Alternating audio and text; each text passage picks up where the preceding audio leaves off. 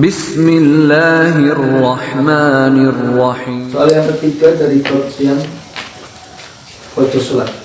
Hal ya jusu ono tona opo surbut dawai ngombe obat sifate obat al muzili kang nilangi opo obat til akli maring akal wal hajati krono kebutuhan. Wahal zamu ono to wajib opo qada usolawati ngedeni pira-pira sholat ba'dal ifaqati ing dalam sakwise mari. Jawabannya ya jusu enam opo surbuhu ngombe obat sing ngilangi akal lil hajati krono kebutuhan wala yalzamuhu lan ora wajib hu ing wong opo pada usolawati ngodoni pira-pira salat ba'dal ifaqati ing dalam sakwise mari li anal aklah tidak wajib mengkodoi salatnya tidak wajib mengkodoi li anal aklah nonton mestune akal iku zala ilang opo akal ilangnya bisa ke biwari muharrami kelawan sebabnya liane perkara kang den haramaken karena hilang akalnya karena disebabkan sesuatu yang tidak diharamkan karena ada hajat.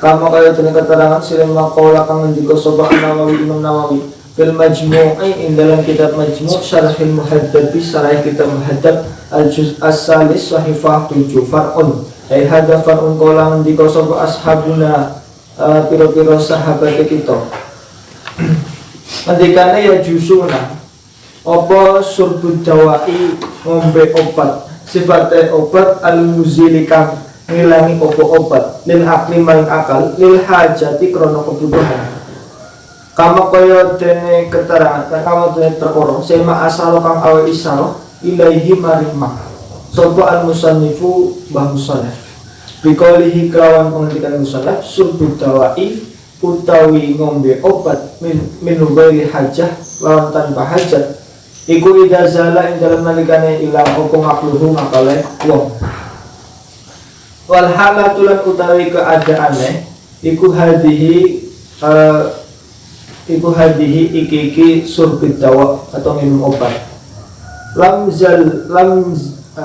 yalzamhu mengkora wajib hu ing wong apa qada usolati wadani salat ba'dal ifaqati ing dalam sakwise mari li annahu kanthi mestune ngakal iku zala ilang apa ngakal bisa babi muharramin kelawan sebab dudu perkara kang den haramaken. Jadi ada dua pertanyaan, bolehkah meminum obatnya, boleh ndak obat yang menghilangkan akal, tapi karena ada kebutuhan jawabannya boleh. Lalu sholatnya dikodoni apa enggak? Kalau sejak sadarnya itu lama sampai meninggalkan sholat, jawabannya tidak harus kodo, tidak wajib mengkodoni sholat yang ditinggalkan. Kenapa? Karena hilang akalnya itu disebabkan ada sesuatu yang diperbolehkan atau sesuatu yang tidak diharamkan, makanya tidak wajib mengkodoni sholat itu.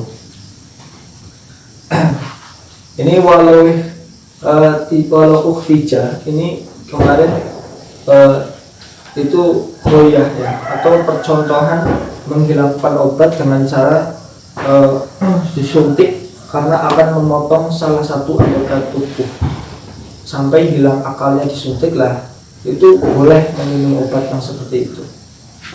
Walau ihtaja lamun den butuhaken apa fi qat'iyadihi ngetok tangane wong sifatiyat al muta'akkalati kang larang bentek larane bentek menyalur ila ta'ati maring nggone perkara sema yuzilu kang ngilangi apa ma aklahu ing akale wong. Boleh nggak meminum obat yang untuk supaya bisa dipotong tangannya karena memang butuh dipotong.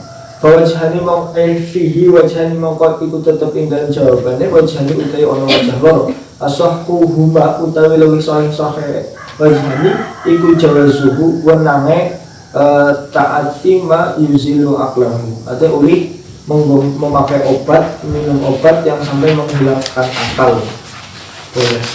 Untuk ini salah satu tujuannya untuk biar diketok tangannya orang rasa.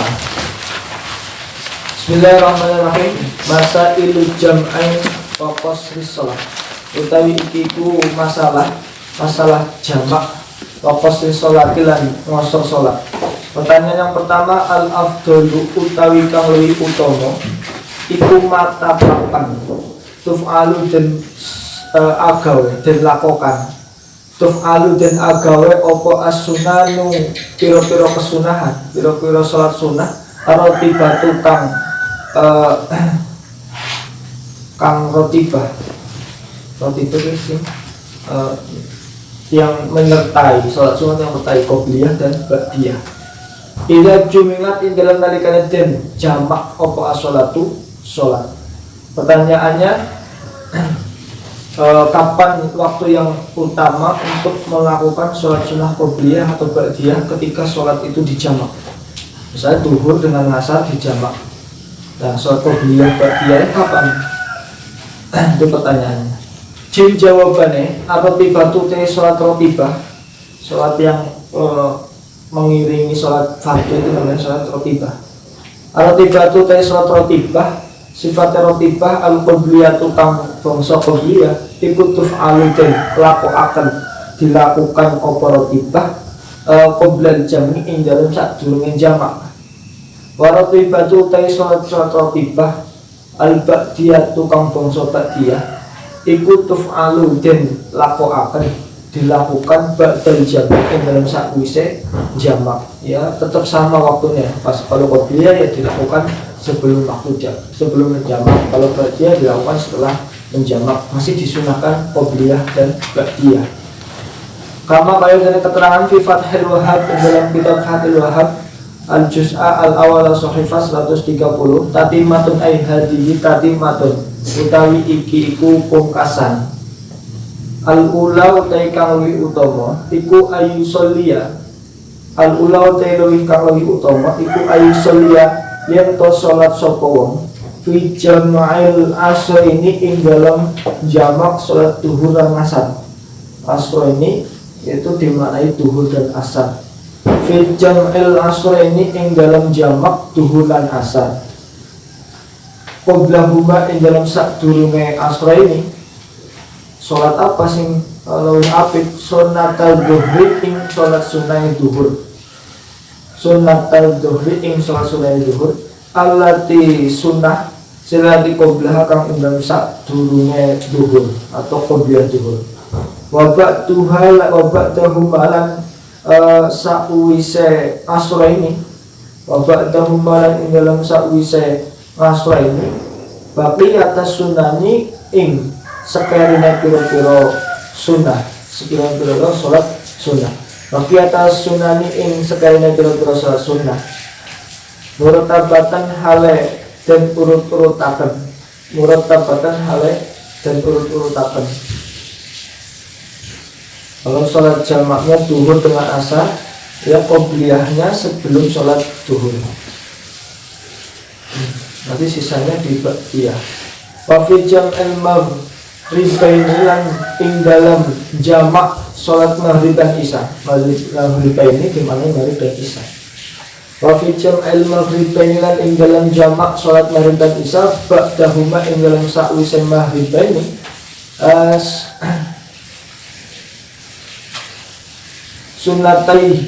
sunnatai huma ing sholat sunnah lorone maghrib isya.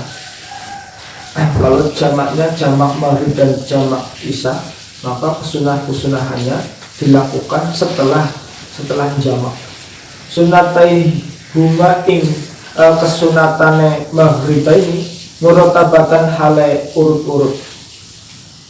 Intaroka lamun tinggal sapa wong sunnatal maghrib ing kesunatan sholat maghrib qoblaha ing dalam sadurunge sholat maghrib. Intaro kalau tinggal sapa wong sunnatul maghrib ing kesunahane salat maghrib qoblah ing dalam sadurunge maghrib. Wa illa lan lamun ora taroka fa jam'il asrani mongko tata carane kaya jamak loro asar duhur lan asar. Kalau tadi jamaknya maghrib dengan isya, maka dilakukannya sholat sunnahnya setelah jamak. Tapi kalau sholat sunnahnya belum sempat, kalau belum sempat sholat sunnah qobliyah maghrib, ya boleh dilakukan setelahnya, boleh dilakukan setelah sholat jamak, boleh, itu boleh. Tapi kalau mau melakukan qobliyah sebelum jamak juga boleh, sama kayak jumhur ngasal tadi. Walahu lan iku nang kabeh wong khairu dalika utawi liyane mengkono-mengkono utawi liyane mengkono ayyusalliya fi jamil asra ila akhirih, ayyusalliya fi jamil asra ila akhirih. Kalau lan iku nang kabeh wong khairu dalika utawi liyane mengkono-mengkono ayyusalliya fi jamil, itu yang lebih utama. Yang lebih utama qobliyah yang dilakukan sebelum jamak. Kalau ba'diyah ya setelah jamak, itu lebih utama. Tapi kalau qobliyah mau dilakukan setelah jamak juga boleh. Alam layak miturut ingat saya perkara sema haror tukang mertela akan sapa ingsun ingma, selema haror tukang mertela akan sapa ingsun hu ingma fisar khiroti ing dalam sarai kitab roh wa ghairilan liyane kitab roh. Kesimpulannya kapan yang paling baik? Kalau ditanya paling baik dilakukan, maka ya seperti urutannya. Kalau qobliyah dilakukan sebelum sholat jamak, kalau ba'diyah dilakukan setelah jamak. Tapi kalau kebolehan ya boleh dilakukan setelah jamak walaupun sholat qobliyah, itu boleh. Tapi utamanya ya tetap di waktunya masing-masing.